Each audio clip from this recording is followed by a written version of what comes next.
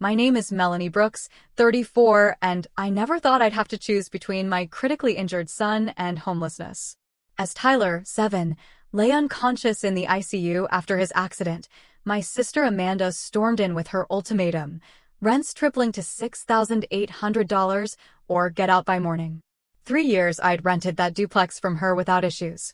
Now, with medical bills crushing me, she ambushed me during my darkest hour. I didn't argue. I simply reached into my bag and handed her a black envelope. When she opened it, her face went pale. Before I dive into what happened next, I'd love to know where you're watching from today. Drop your location in the comments, hit that like button, and subscribe to hear more stories about family betrayal and unexpected justice. Now, let me take you back to where it all began. Amanda and I were never what you'd call close. Growing up in suburban Boston, we were like night and day. Amanda, the golden child 2 years my senior, and me, the afterthought. At least, that's how it felt. While we shared the same dark hair and blue eyes, that's where our similarities ended. From the beginning, Amanda was our parents' pride and joy. Her ballet recitals, piano concerts, and straight A's dominated family conversations. My parents, Richard and Diane Brooks, never missed her performances, cheering loudly from the front row. My softball games? They'd show up for the last inning, if at all, with my father checking his watch every few minutes. Amanda's just like me, my father would boast to friends and family. She's got that business sense. Meanwhile, my mother would rush to defend her when teachers called about her bossy behavior or when neighborhood parents complained about her entitled attitude. I was the opposite: quiet, artistic, and fiercely independent. By 14, I was babysitting to buy my own art supplies. By 16, I had saved enough from various jobs to buy my first car, a beaten-up Honda that Amanda refused to be seen in. My parents interpreted my self-reliance as aloofness rather than necessity. "Why can't you be more like your sister?" became the refrain of my childhood. What they failed to see was that Amanda's confidence was built on their constant validation, while mine grew from surviving without it. College marked our first real separation. Amanda attended our father's alma mater, an expensive private university where she majored in business, but spent most of her time socializing. I won a scholarship to Rhode Island School of Design, where I studied graphic design and worked 2 jobs to cover expenses. After graduation, our paths diverged further. I moved to New York, landed a job at a design agency, and built a reputation for myself. Amanda moved back home, worked for our father's company, and lived rent-free while complaining about her entry-level 6-figure salary. Then our parents died, our father from a sudden heart attack and our mother from cancer just 8 months later. Their passing revealed much about their financial situation and, by extension, their priorities. The will was a shock to both of us, but for different reasons. While the family home and most liquid assets went to Amanda, I discovered something unexpected. My father had established a trust for me that could only be accessed when I turned 30. His note explained, "Melanie, you've always been responsible. This is to ensure you have security later in life when you're ready for it." Amanda was furious about the trust, despite receiving significantly more upfront. "Dad always said I'd get everything," she complained during the reading of the will. "This isn't fair." What neither Amanda nor our parents knew was that I had been saving aggressively for years. When my 30th birthday arrived and I gained access to the trust, I didn't need it for day-to-day expenses. Instead, I created an LLC and began looking for investment opportunities, specifically real estate. That's when fate intervened. The property management company handling our parents' rental properties, including the duplex where Amanda now lived in 1 unit, announced they were selling the portfolio. Amanda, who had blown through much of her inheritance on luxury vacations and failed business ventures, couldn't afford to buy them. Through my LLC, Horizon Investments, I purchased the entire portfolio, including the duplex. No one connected me to Horizon. I used my lawyer Benjamin Wright as the public face. Amanda assumed the properties had been sold to some faceless corporation, and I saw no reason to correct her. Why keep it secret? I knew my sister. If she discovered I owned the buildings, she'd expect special treatment, Missed payments would become family favors, and the professional relationship would disintegrate. So I maintained the illusion that she was dealing with a management company, not her sister. Meanwhile, my personal life took several turns. I met Derek Mitchell at a charity gala in Manhattan, tall, charming, and seemingly successful in finance. Our whirlwind romance led to marriage within a year, and Tyler arrived 9 months later. For a while, everything seemed perfect. But Derek's charm masked serious flaws. His successful career was largely fabricated. He moved from job to job, getting fired for poor performance or ethical violations. When Tyler was 3, I discovered Derek had racked up massive gambling debts and had been stealing from our joint accounts. The divorce was ugly but necessary. Derek fought for custody not because he wanted to be a father, but because he knew child support would come from my growing income. When the judge awarded me full custody with Derek granted supervised visitation, he stopped showing up altogether. His last child support payment came 2 years ago, before he disappeared to somewhere in Florida. Through all this, I never told Amanda about my financial situation. When Tyler and I needed a fresh start away from New York and the memories of Derek, I approached Amanda with a proposition. I'd rent the vacant unit in the duplex where she lived, giving her a steady income as my landlord. She agreed eagerly, likely seeing it as another opportunity to lord something over me. The arrangement worked for 3 years. I paid rent on time to the management company, which secretly sent most of it back to me as the owner, while maintaining the property at my own expense under the guise of improvements. Amanda took credit for being a generous landlord whenever I fixed something, never questioning why a tenant would spend their own money on owner responsibilities. All the while, I continued building my remote graphic design business, creating brands for clients nationwide while raising Tyler in the quiet suburb where we'd grown up. Life wasn't perfect, but it was stable, until it wasn't. As I sat in that hospital room, watching machines breathe for my son, I had no idea that my carefully constructed world was about to collide with Amanda's latest crisis. I should have seen it coming. Amanda's problems had a way of becoming everyone else's emergency. By my 34th birthday, I had established a comfortable routine. My graphic design business had grown enough that I could be selective about clients, working remotely from my home office while Tyler attended the local elementary school. Each morning, I'd walk him to the bus stop at the end of our street, his Spider-Man backpack bouncing as he skipped alongside me, chattering about dinosaurs, space, or whatever his current obsession was.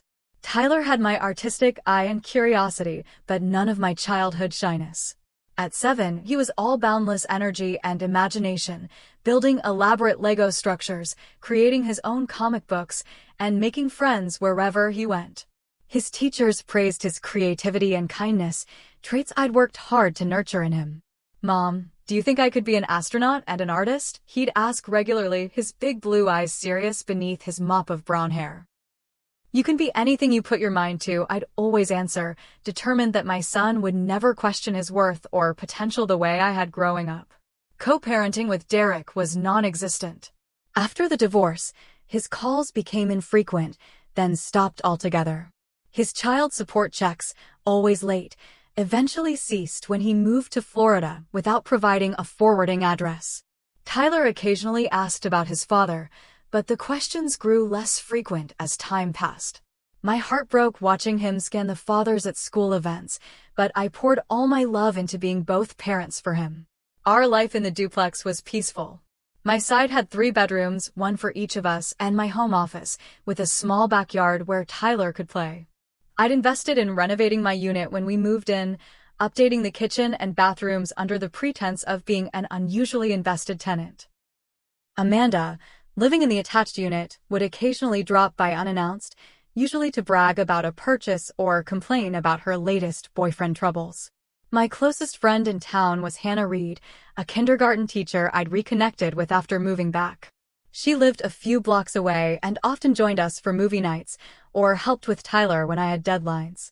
Our neighbor, Marcus Sullivan, a widowed retiree, became something of a grandfather figure to Tyler, teaching him about gardening and fixing bicycles. Tuesday, April 14th, began like any other day. I made Tyler chocolate chip pancakes, a weekly tradition, checked his homework, and walked him to the bus stop. Before he boarded, he gave me his usual hug and said, "Love you to Pluto and back, Mom." I watched until the bus turned the corner, never imagining it would be the last normal moment we'd have for months. At 1:42 p.m., my phone rang, the school's number lighting up my screen. My stomach dropped immediately. Schools don't call in the middle of the day with good news. Ms. Brooks. The voice belonged to Principal Davis, tight with controlled urgency. There's been an accident during recess. Tyler fell from the climbing structure. The paramedics are here now. The world tilted sideways. I remember grabbing my keys and purse, not bothering to shut down my computer or lock the front door. I drove to the school on autopilot, hands shaking on the steering wheel, praying to anyone who would listen. When I arrived, an ambulance was already pulling away, sirens blaring. Principal Davis intercepted me in the parking lot. "They're taking him to Boston Children's. He hit his head. He hasn't regained consciousness." The next hours passed in a blur of terror. Following the ambulance to the hospital, the emergency rooms controlled chaos. Doctors asking questions I struggled to answer through my panic. Words like traumatic brain injury, intracranial pressure, and induced coma bounced off me like hail. Dr. Raymond Wells, the pediatric neurologist assigned to Tyler's case, finally provided clarity in the waiting room, his kind eyes serious behind wire-rimmed glasses. "Tyler has suffered a significant head trauma," he explained gently. "There's swelling in his brain, and we've placed him in a medically induced coma to give his brain time to heal. We'll need to perform surgery to relieve the pressure." "Will he?" I couldn't finish the question. "The next 72 hours are critical," Dr. Wells said, placing a steady hand on my shoulder. "Tyler is young and otherwise healthy, which works in his favor. But I want to be honest with you, we're looking at a serious situation." They allowed me to see him before surgery. My vibrant, energetic boy lay still, tubes and wires connecting him to machines that beeped and hissed. His small face was swollen and bruised, nearly unrecognizable. I held his limp hand, making promises I wasn't sure I could keep. "You're going to be okay, baby. Mom's here. I'm not going anywhere." The surgery lasted 4 hours. Hannah arrived halfway through, bringing me coffee and a change of clothes, sitting silently beside me as I stared at the waiting room clock. Marcus called hourly for updates. Even my clients, notified by my hastily set-up email autoresponder, sent messages of support. After surgery, Dr. Wells reported cautious optimism. "We've relieved the pressure successfully. Now we wait and monitor." The ICU became my new home. I slept in a reclining chair beside Tyler's bed, leaving only to shower in the hospital's family room. Days blurred together, marked by nurse shift changes and doctor rounds. The medical bills began arriving even before Tyler stabilized, insurance covering portions but leaving thousands in out-of-pocket expenses that quickly drained my emergency fund. Through it all, Amanda was notably absent. I'd left her a voicemail the night of the accident, but she hadn't responded, not unusual for her when others' crises didn't directly benefit her. I was too focused on Tyler to chase her down. By the 5th day, Tyler's condition had stabilized, but remained critical. He hadn't woken up yet, but the doctors were slowly reducing his sedation, hoping for signs of consciousness. I was talking softly to him, telling him about a squirrel I'd seen on the hospital grounds, when the ICU door swung open. Amanda stood there, designer handbag over her arm, not a hair out of place. After nearly a week of her nephew fighting for his life, she'd finally made an appearance. But something in her expression told me this wasn't a compassionate visit. "We need to talk," she said, barely glancing at Tyler's still form. "About the property." Amanda's timing couldn't have been worse. I'd been awake for nearly 36 hours straight, leaving Tyler's side only for bathroom breaks. My hair was pulled back in a messy ponytail, and I was wearing the same hospital gift shop sweatpants for the second day. Meanwhile, Amanda looked like she'd stepped out of a business meeting in her tailored blazer and pearl earrings. "Can't this wait?" I asked, my voice hoarse from exhaustion. "Tyler's condition is still critical." Amanda glanced at my son's unconscious form, her expression softening momentarily. He looks stable enough.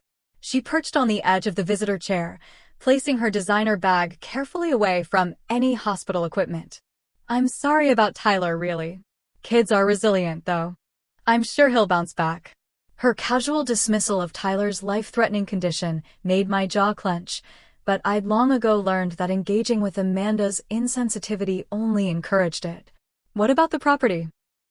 I prompted, wanting to get whatever this was over with so I could return my attention to Tyler. Amanda crossed her legs and smoothed her skirt. Well, there's no easy way to say this, but I'm going to need to raise your rent. She said it with the same tone someone might use to announce a slight change in dinner plans. I stared at her. Now? You want to discuss rent while Tyler is in intensive care? It's unfortunate timing, she conceded with a shrug. But business is business, Mel. How much of an increase? I asked, though something in her demeanor told me I wasn't going to like the answer. Amanda examined her manicure before meeting my eyes. I'm tripling it. Starting next month, it'll be $6,800. The number hit me like a physical blow. My current rent was $2,200, already slightly above market value, but I'd never complained since I knew where the money ultimately went. $6,800 was completely unreasonable, especially with mounting medical bills. That's impossible, I said. You know that's not market rate for the area. Why would you? The market is whatever I say it is, Amanda interrupted. It's my property, and I need the money. If you can't pay, you need to be out by tomorrow morning. Tomorrow? That's not legal. Tenant law requires. I don't care what's legal, she snapped, making air quotes. I have expenses, Melanie. Major expenses that have come up suddenly. I studied my sister's face, recognizing the tightness around her eyes, the slight twitch in her left cheek, signs I'd seen before when she was in financial trouble. What did you do this time? I asked quietly, not wanting to disturb Tyler or alert the nurses to our increasingly tense conversation. Amanda's composure cracked slightly. Nothing. Well, I made some investments that didn't work out as planned. Investments. Like your investment in your ex-boyfriend's food truck that disappeared overnight? Or your investment in cryptocurrency that crashed? Her cheeks flushed with anger. You think you're so perfect, don't you? Little Melanie, who always did everything right. Well, not all of us can be so boring and responsible. The conversation was devolving, as it often did with Amanda. I took a deep breath and tried a different approach. Amanda, even if I wanted to pay that amount, I can't. Look around you. I gestured to the hospital room. Tyler's medical bills are already in the tens of thousands. Insurance isn't covering everything. I'm barely keeping my head above water. For a moment, I thought I saw a flicker of empathy in her eyes, but it vanished quickly. That's not my problem, she said coldly. I need the money. Either pay up or get out. Your choice. A memory flashed through my mind. Amanda at 10 years old, holding my favorite doll hostage, demanding I give her my dessert for a week if I wanted it back. Something's never changed. What exactly happened? I pressed. This isn't just about bad investments, is it? Amanda's facade cracked further. She glanced at the door, then lowered her voice. Fine. If you must know, I've got some gambling debts. Significant ones. To people who don't take, I need more time for an answer. There it was. Amanda had always had a weakness for casinos, starting with weekend trips to Atlantic City in her 20s. It seemed the occasional indulgence had escalated. How much do you owe? I asked. Enough that I need your rent tripled, she snapped. The details aren't your business. They are if you're making your problem my problem, I countered. Especially when it affects my son's stability during a medical crisis. Amanda stood abruptly. Look, I don't have time to debate this. $6,800 by the first of next month, or eviction. Those are your options. I've already listed the unit online in case you decide to be difficult about this. The audacity was breathtaking, even for Amanda. As she paced the small hospital room, I thought about all the times throughout our lives when her problems had become everyone else's emergency. The family vacation canceled because Amanda failed 3 classes and needed summer tutoring. My college graduation party becoming a celebration of Amanda's new job instead. My parents missing Tyler's birth because Amanda had a breakup and needed them more. Always, I had been expected to understand, to accommodate, to put my needs last. It was the unspoken family rule. Amanda's crises trumped everything. As I watched her check her reflection in the window of Tyler's hospital room, adjusting her hair while my son fought for his life, something shifted inside me. A lifetime of patience and understanding hardened into resolve. "So that's it?" I asked, my voice steadier than I expected. "Your gambling debts are more important than your nephew's recovery? Than your sister having a stable home during a family emergency?" Amanda had the grace to look slightly ashamed, but only for a moment. "Don't be so dramatic. Tyler will recover and you'll figure something out." "You always do." She picked up her bag and headed for the door. "I need an answer by tomorrow. $6,800 or you're out." As she reached for the door handle, I made a decision. For years, I'd protected Amanda from consequences. I'd maintained our charade to spare her pride and preserve what little relationship we had. But watching her walk away from Tyler's bedside with nothing but financial demands and not a shred of genuine concern, I realized the time for protection was over. "Wait," I said quietly. Amanda turned, impatience written across her face. "What?" "I have something for you." I reached into my worn leather tote bag beside Tyler's hospital bed, the same bag that had been sitting there untouched for days, containing essentials I'd hastily grabbed when the school called. Beneath my wallet, phone charger, and a half-eaten granola bar was a sleek black envelope I always kept with me, not out of expectation, but preparation. Amanda watched with narrowed eyes as I pulled out the envelope, her foot tapping impatiently on the linoleum floor. "If this is a check, it better be for the full amount," she said, extending her hand. I didn't immediately give her the envelope. Instead, I looked at Tyler, tubes running from his small body, the rhythmic beep of monitors the only sound indicating life. Then I looked back at my sister, seeing not just the entitled woman before me, but the little girl who had once been my playmate before our parents' differential treatment drove us apart. "You know," I said softly, "I've spent my entire life trying to understand you, Amanda. Making excuses for your behavior. Shouldering the burden of our relationship. Even now, with Tyler fighting for his life, I'm still doing emotional labor for you." Amanda rolled her eyes. "Spare me the therapy talk and give me your answer. Are you paying or leaving?" I stood up slowly, my body stiff from days in the hospital chair. Even standing, I felt small next to Amanda in her heels, but for once, I didn't feel diminished by the difference. "Here's my answer," I said, handing her the black envelope. Amanda snatched it, likely expecting a bank check. Her French manicured nails broke the seal, and she pulled out the contents, several legal documents with official seals and signatures. "What is this?" she asked, confusion replacing her smugness. "Property deeds," I replied calmly. "And ownership records." Her eyes scanned the first page, then widened. She flipped to the next document, her movements becoming increasingly frantic. This says Horizon Investments owns the duplex. And the other properties. But that's not possible. The management company told me. "Horizon Investments is my company," I said quietly. "I've owned the entire portfolio of properties for 5 years. Including the duplex where you live. Where we both live." The color drained from Amanda's face. She looked at the documents again, as if hoping the words would rearrange themselves. You can't. Dad left those properties to be managed by. Dad left you liquid assets and me a trust," I corrected gently. "When the management company decided to sell the portfolio, you couldn't afford to buy it. But I could, through my LLC. Amanda sank into the visitor's chair, the papers trembling in her hands. "So, all this time, when I thought I was your landlord, you were actually my tenant," I confirmed. "I kept up the arrangement because it seemed to make you happy, thinking you had some power over me. And honestly, it was simpler than dealing with the fallout of you knowing the truth. The rent payments went to the management company, which took their fee and passed the rest to Horizon Investments, to me. I essentially paid rent to myself while maintaining the illusion that you were in charge. Amanda's shock was giving way to anger, her cheeks flushing red. This is a trick. You're lying. Call Benjamin Wright, I suggested, naming my attorney. His number is on the documents. He handles all Horizon's legal matters. He'll confirm everything. As the reality sank in, Amanda's expression cycled through disbelief, rage, and finally, fear.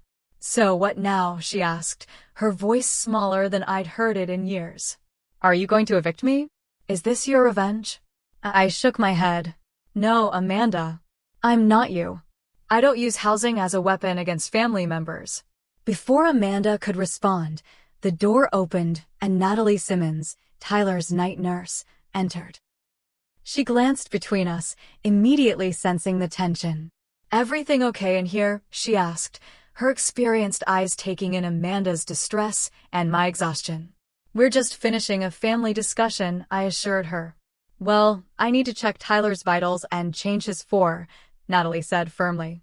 Maybe you could continue your conversation outside? Amanda stood abruptly, still clutching the documents.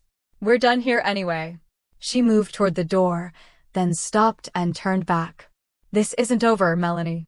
Actually, it is, I replied evenly. You have until the end of the month to decide if you want to stay as my tenant, paying the fair market rate of $2,200, or find somewhere else to live. Your choice. As Amanda stormed out, the door swinging shut behind her, Natalie raised an eyebrow. Family, I said by way of explanation. She hummed knowingly as she checked Tyler's monitors. Family can be the biggest blessing and the biggest challenge all at once. I sat back down beside Tyler, taking his small hand in mine. The confrontation had left me drained, but also strangely liberated. For the first time in our adult lives, Amanda and I saw each other clearly, without the distortion of our childhood roles. As Natalie worked efficiently around us, I leaned close to Tyler's ear and whispered, "It's just you and me against the world, buddy.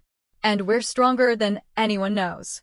I had no idea then that our strength would be tested even further before the night was through. The calm after Amanda's dramatic exit lasted exactly 43 minutes. I was dozing in the chair beside Tyler's bed, my hand still resting on his, when the monitors suddenly erupted in a cacophony of alarms. Tyler's body went rigid, then began to convulse. "Seizure," Natalie shouted, hitting the emergency call button while simultaneously lowering Tyler's bed to a flat position. The room flooded with medical personnel. Someone gently but firmly pulled me away from the bed as the team worked on my son. Dr. Wells arrived moments later, barking orders as he assessed Tyler. "BP's dropping," one nurse called out. O2 sat down to 82, another reported. "We need to intubate now," Dr. Wells decided. "Get OR3 ready. We're going back in." I stood pressed against the wall, hands covering my mouth, watching helplessly as they prepared to rush Tyler back to surgery. As they unlocked the bed's wheels, Dr. Wells approached me. "The intracranial pressure has increased suddenly," he explained, his voice calm despite the urgency of the situation. "We need to operate immediately to relieve it." "But he was stable," I whispered. "You said he was stable." "With brain injuries, conditions can change rapidly," he said, placing a steadying hand on my shoulder. "I need your consent for emergency surgery." I signed the forms without fully seeing them, my vision blurred by tears.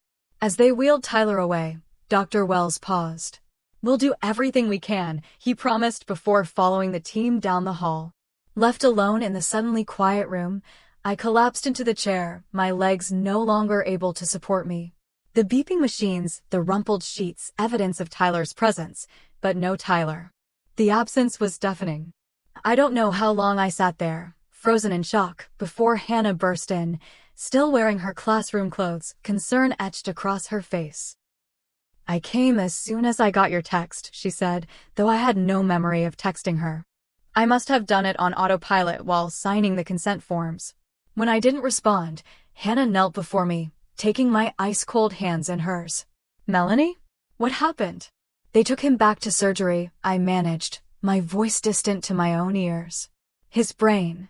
The pressure. He was seizing."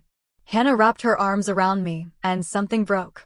The dam of composure I'd maintained for days, through the accident, the first surgery, the endless waiting, even through Amanda's cruel ultimatum, finally crumbled. I sobbed into Hannah's shoulder, raw, guttural cries that seemed to come from somewhere beyond myself. "He can't die," I gasped between sobs. "He's all I have. He's everything. He's not going to die," Hannah said firmly, though we both knew she had no power to make such promises. "He's a fighter, just like his mom." Time lost all meaning in that waiting room. Hannah got me to the surgical floor, where we sat side by side on uncomfortable plastic chairs. She brought me water I couldn't drink and food I couldn't eat. The clock on the wall seemed to move at half speed, each minute stretching into eternity. 3 hours into the wait, I caught a glimpse of Amanda in the hospital lobby through the waiting room's glass doors.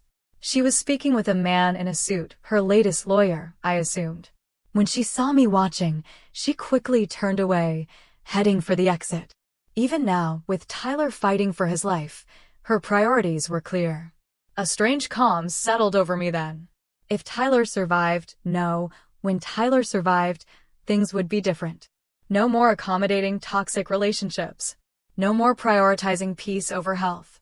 No more allowing Tyler to believe that the way Amanda treated us was normal or acceptable. Dr. Wells finally emerged after 4.5 hours, still in his surgical scrubs, looking exhausted but not defeated. A distinction I'd learned to recognize in the faces of medical professionals. "We've managed to reduce the pressure," he said, sitting beside me. "We had to remove a small portion of skull to allow room for the swelling. It sounds dramatic, but it's a standard procedure for this situation." "And?" I pressed, needing the bottom line. "And he's stable," Dr. Wells continued. "More stable than before. The next 48 hours will be critical.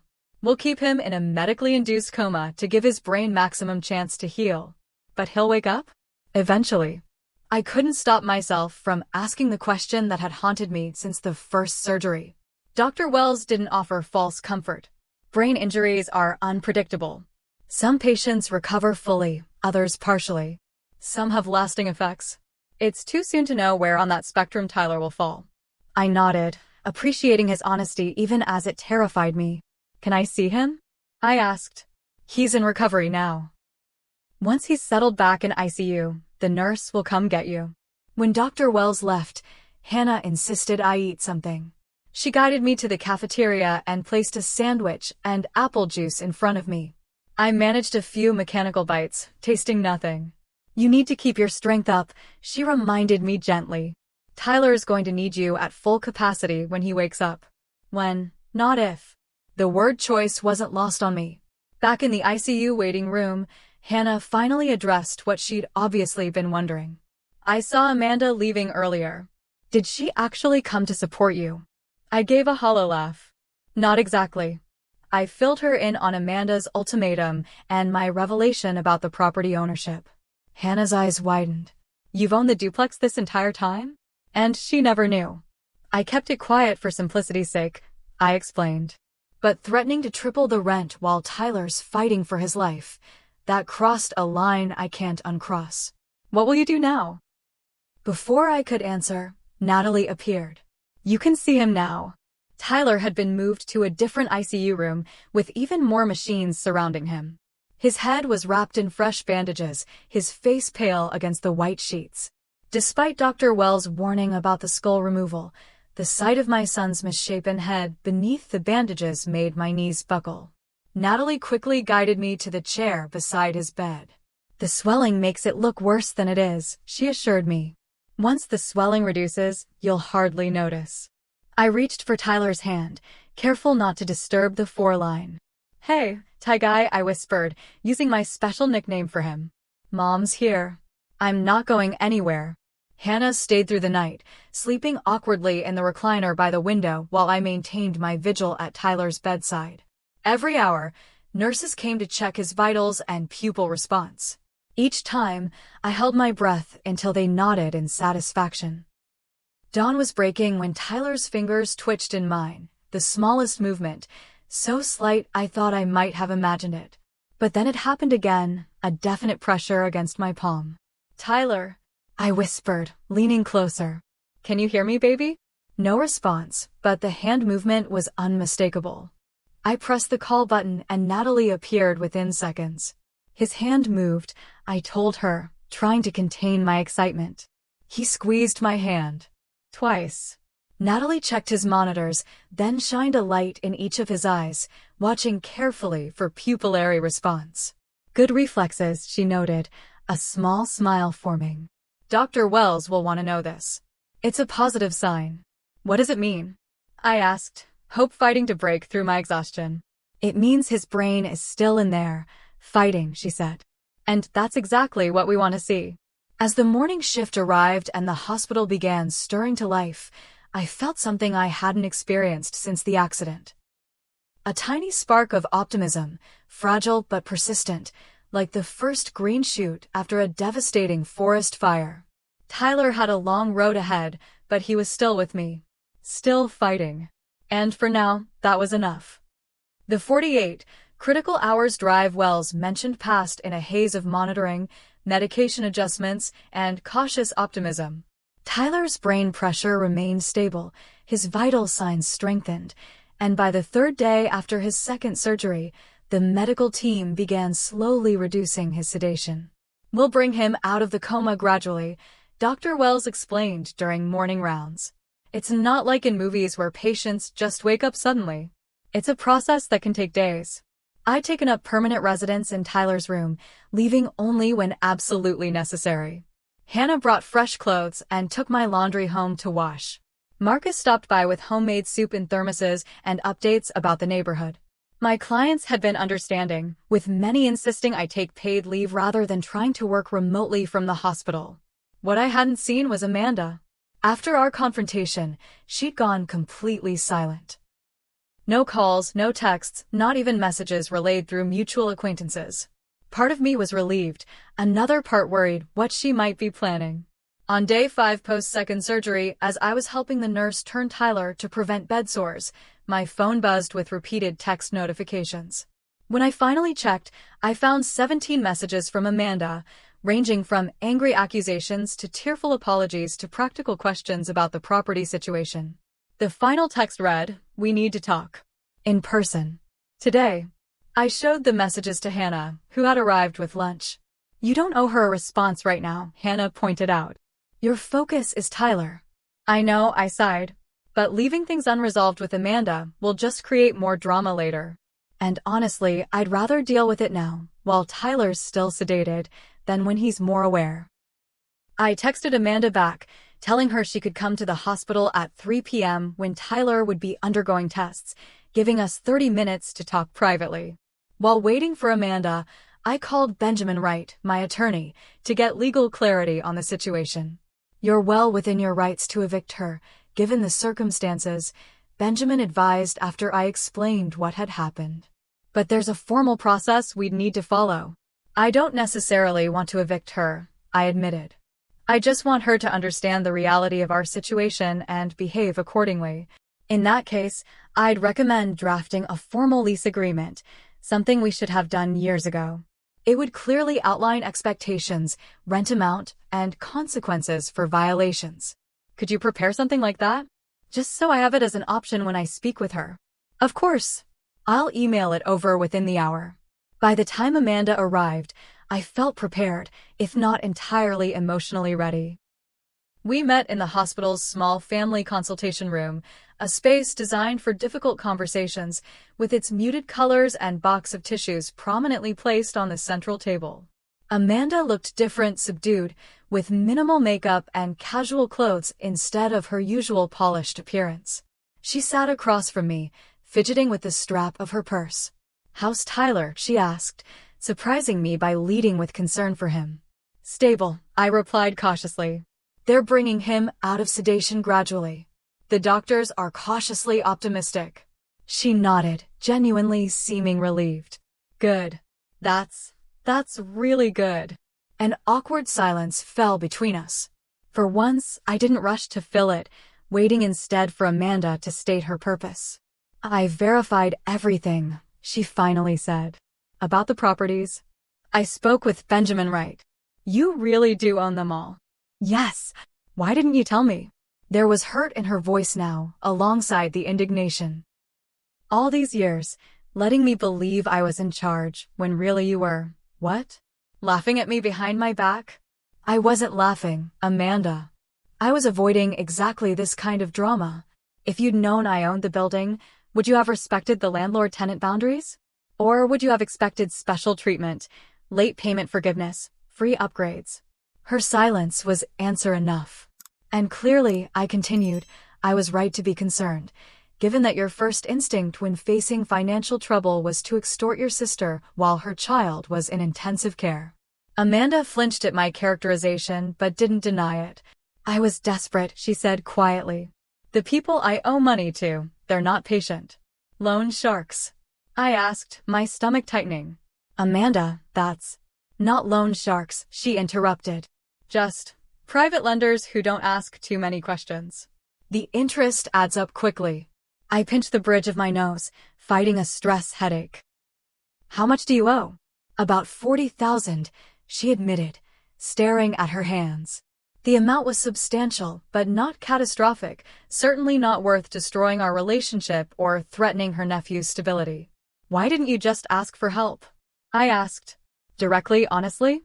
Amanda gave a bitter laugh. Ask my little sister for a handout? The sister who always did everything right, who has the successful career and the perfect kid and apparently a real estate empire. No thanks.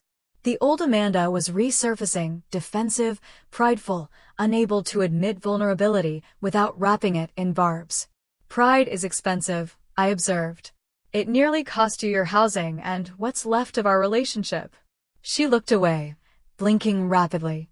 So what happens now? Are you evicting me? I reached into my bag and pulled out the documents Benjamin had emailed over, which I'd printed at the nurse's station. This is a formal lease agreement, I explained, sliding it across the table. 1-year term, $2,200 monthly rent, the fair market rate, due on the 1st of each month. Late fees apply after the 5th. No special exceptions or family discounts, but also no arbitrary increases. Amanda flipped through the pages, surprise evident on her face. You're still willing to rent to me? After everything? You're Tyler's aunt. Despite our differences, you're family. I don't want to disrupt your housing situation if we can find a way forward that works for everyone. She studied me, suspicion giving way to cautious relief. What's the catch? No catch. Just boundaries. This is a business arrangement, not an emotional one. You pay rent on time, respect the property, and we maintain a professional landlord-tenant relationship. And my debt situation? I'd given this considerable thought. I'm not paying it off for you. That would just enable more of the same behavior. But I do have a proposal. I outlined my offer. I would loan her the money to pay off her high-interest debts, but she would repay me through a structured payment plan with reasonable interest, secured by a legal agreement. Additionally, she would need to attend financial counseling and gambling addiction support groups. That's actually fair, Amanda admitted after hearing the terms. More than fair, considering what I did. It's not about punishment, Amanda. It's about breaking destructive patterns. Before she could respond, my phone buzzed with a text from Natalie. Tyler opened his eyes during reflex tests. Doctor says come now. I stood abruptly. I have to go. Tyler's showing signs of consciousness. Amanda stood too, uncertainty on her face. Can I? Would it be okay if I came too? To see him? The request surprised me. In all the days since the accident, Amanda had shown minimal interest in Tyler's condition. But the vulnerability in her expression seemed genuine. All right, I agreed. But if it's too much for him, or if the medical team objects, you'll need to leave immediately. We hurried back to the ICU, where Dr. Wells and 2 nurses were gathered around Tyler's bed. As we entered, I saw what had prompted the urgent message. Tyler's eyes were indeed open, though unfocused, blinking slowly against the room's light. Tyler, Dr. Wells was saying. Can you hear me? Blink twice if you can hear me. We all held our breath. One slow blink, then another. Good, Dr. Wells said encouragingly.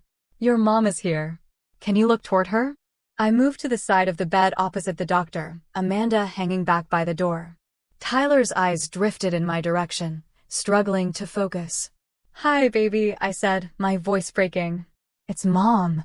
I'm right here. For a moment, there was no recognition in his gaze. Then his lips moved slightly, forming what might have been an attempt at Mom, though no sound emerged around the breathing tube. Don't try to talk, Dr. Wells instructed gently. You have a tube helping you breathe. Just rest. The connection lasted only seconds before Tyler's eyes drifted closed again, but it was enough to send tears streaming down my face.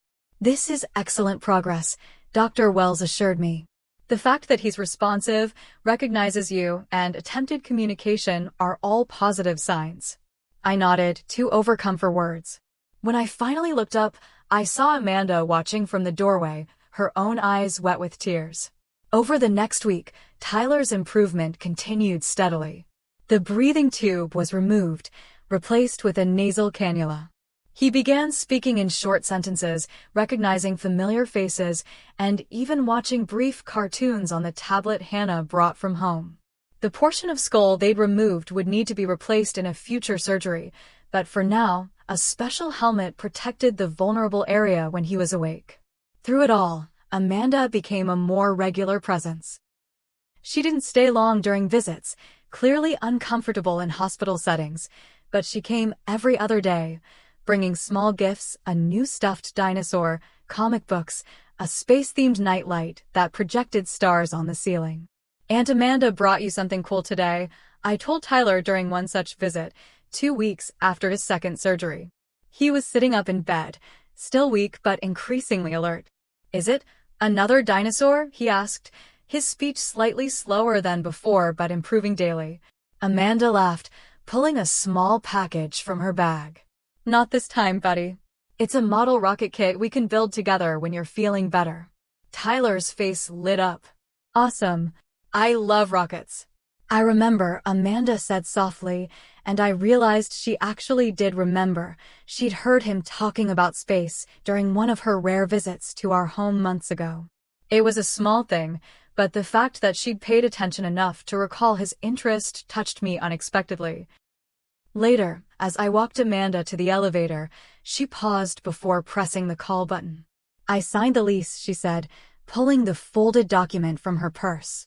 And I've looked into those financial counseling sessions you mentioned. That's good, I replied, genuinely pleased by her initiative. I also wanted you to know. I'm sorry. Not just about the rent thing. About everything. The way I've treated you and Tyler over the years.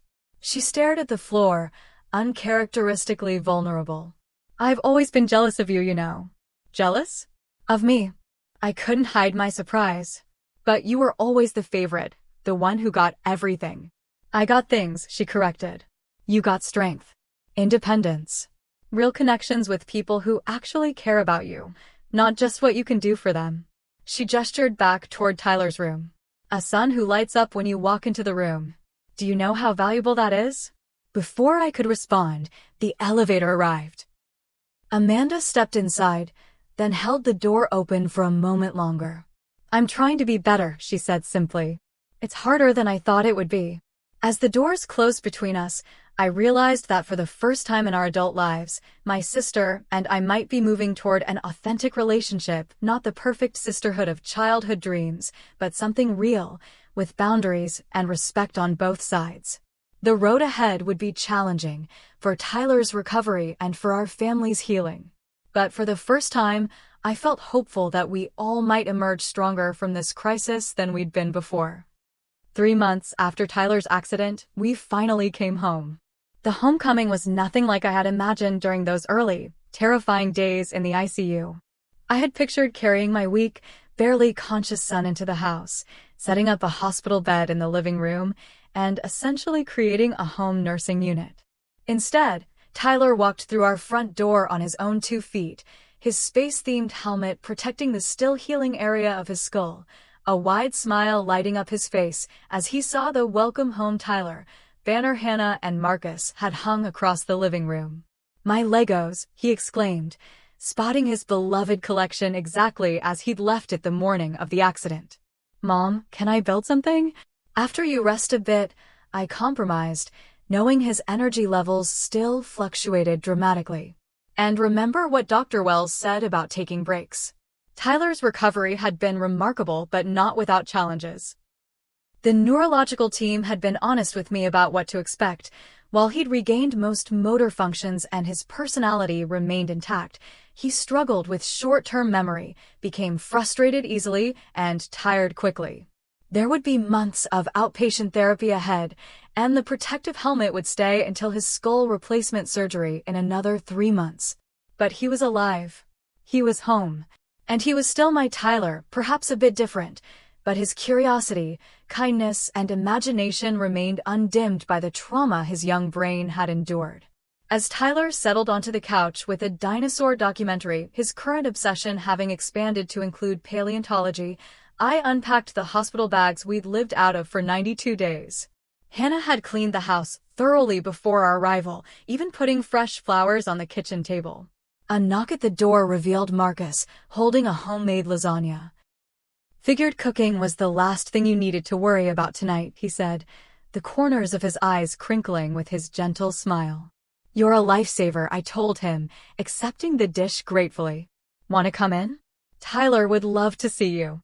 The evening turned into an impromptu welcome-home gathering as Hannah arrived after school with cupcakes, and even Benjamin stopped by with a gift card for a meal delivery service. Through it all, Tyler soaked up the attention, showing off his new medical knowledge. Did you know the human brain feels like Jell-O? And collecting promises of future outings once he'd regained more strength. Notably absent was Amanda, though she'd texted earlier, "Hope homecoming goes well. Stopping by tomorrow instead. Don't want to overwhelm T on first day back." The consideration surprised me, one of many small shifts I'd observed in my sister over the past months.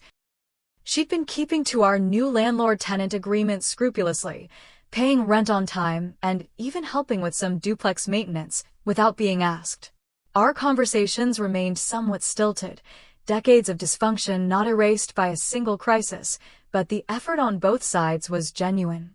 After everyone left and Tyler was tucked into his own bed for the first time in months, surrounded by his favorite stuffed animals, night light projecting stars on his ceiling, I finally allowed myself to truly exhale. Sitting at the kitchen table with a cup of tea, I pulled out the journal I'd started keeping during Tyler's hospitalization, turning to a fresh page to record this milestone day. The next morning, I woke to find Tyler already up, carefully arranging his Lego pieces on the living room floor. "Hey, buddy," I said, kneeling beside him. "You should have woken me if you needed help." "I didn't need help," he replied, concentration evident as he connected 2 difficult pieces. "And you were sleeping so good." His small act of consideration brought a lump to my throat. Throughout his recovery, Tyler had shown remarkable empathy, often asking how I was feeling or insisting I take breaks from his bedside. The ordeal had matured him in ways both heartbreaking and beautiful to witness. Our new routine quickly established itself. Mornings for medication, breakfast, and light activities. Afternoons for therapy appointments, physical therapy on Mondays and Wednesdays, cognitive therapy on Tuesdays and Thursdays, with Fridays reserved for rest.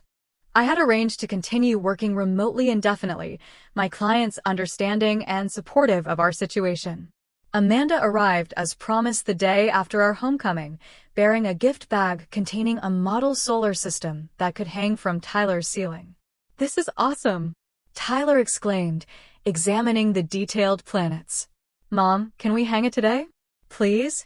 We'll need to get the right hooks," I explained. "Maybe Aunt Amanda can help us install it this weekend?" Amanda looked startled by the invitation, but quickly nodded. "I'd like that." After Tyler went to rest in his room, still tiring easily from social interactions, Amanda and I sat at the kitchen table, an echo of many uncomfortable conversations throughout our lives. "The place looks good," she said, glancing around. "Unchanged, I mean. Like you never left." "Thanks to Hannah and Marcus," I acknowledged. "They kept everything ready for us." Amanda nodded, a flicker of something like envy crossing her face. "You have good friends."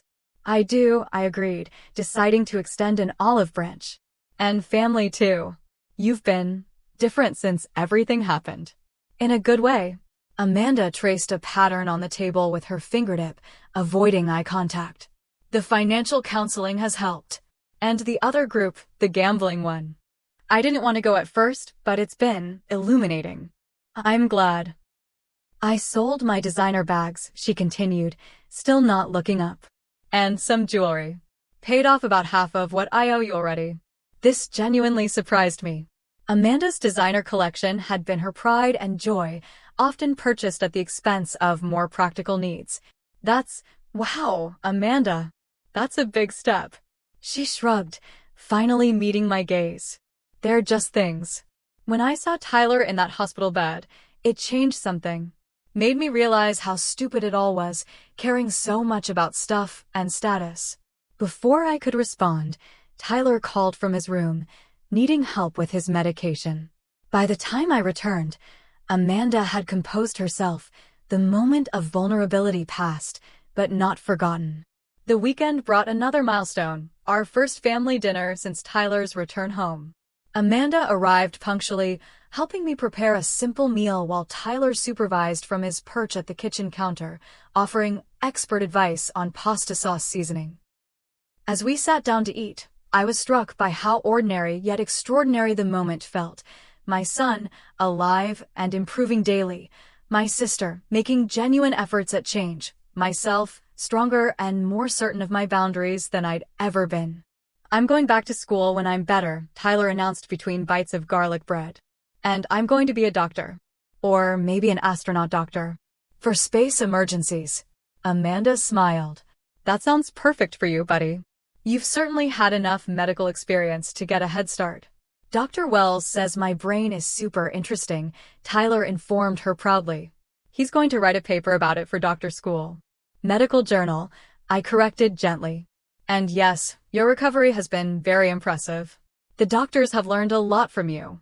As Tyler launched into a detailed explanation of his upcoming skull replacement surgery, complete with sound effects that made Amanda wince, I felt a profound sense of gratitude wash over me. Not just for Tyler's survival and recovery, but for the unexpected gifts that had emerged from our crisis, a new understanding with my sister, a deeper appreciation for my support network, and an unshakable confidence in my own strength. 6 months after the accident, life had found a new normal. Tyler returned to school part-time, his skull successfully reconstructed, though he still attended therapy sessions and tired more easily than before. His teachers developed a modified curriculum to accommodate his needs while challenging his sharp mind. Amanda and I had settled into a relationship that, while not perfect, was more honest than ever before. She paid her rent on time, attended her support groups, and had even started taking classes at the community college, small steps toward greater independence and responsibility. As for me, I found myself changed in ways both subtle and profound. I no longer avoided confrontation at all costs, having learned that boundaries were not just important, but essential. I spoke more directly, made decisions more confidently, and valued my own judgment in ways I never had before. One evening, as Tyler and I sat on our back porch watching the sunset, a ritual we'd developed since his recovery, he asked a question that caught me off guard.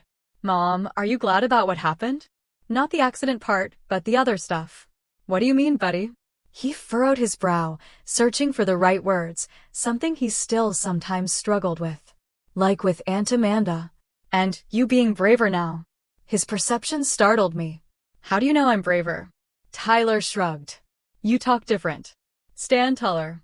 Don't let people make you sad anymore. He paused, then added with the simple wisdom of childhood, you know who you are now. I pulled him close, this remarkable child who had been through so much and still saw the world with such clarity. You're right, I admitted. Sometimes the hardest moments teach us the most important lessons. I'm not glad about what happened to you. I would take away your pain in a heartbeat if I could. But I am grateful for what we've learned, for how we've grown stronger together. Tyler nodded seriously. Like my doctor said, we adapt and overcome. Exactly like that, I agreed, watching as the last rays of sunlight gilded his profile. The journey hadn't been one I would have chosen, the terror of nearly losing my child, the betrayal by my sister, the months of uncertainty and recovery. But through it all, I had discovered truths I might never have learned otherwise, that I was stronger than I knew, that boundaries were acts of love rather than selfishness, and that sometimes the most painful crises led to the most profound healing. As Tyler began pointing out the first evening stars appearing in the darkening sky, naming constellations he'd memorized during long hospital nights, I made a silent promise to myself and to him to carry these lessons forward, to continue building a life where authenticity and self-respect were foundations rather than aspirations. Our story wasn't over. In many ways, it felt like we were just beginning a new chapter. Whatever challenges lay ahead, we would face them together, stronger for having weathered the storm. What about you? Have you ever had to stand up to a family member who took advantage of your kindness? Or experienced a crisis that ultimately led to positive change? Share your story in the comments below. And if this story resonated with you, please like, subscribe, and share it with someone who might need to hear that strength often emerges from our most difficult moments. Thank you for joining us on this journey, and remember, sometimes the most powerful words we can learn to say are simply enough.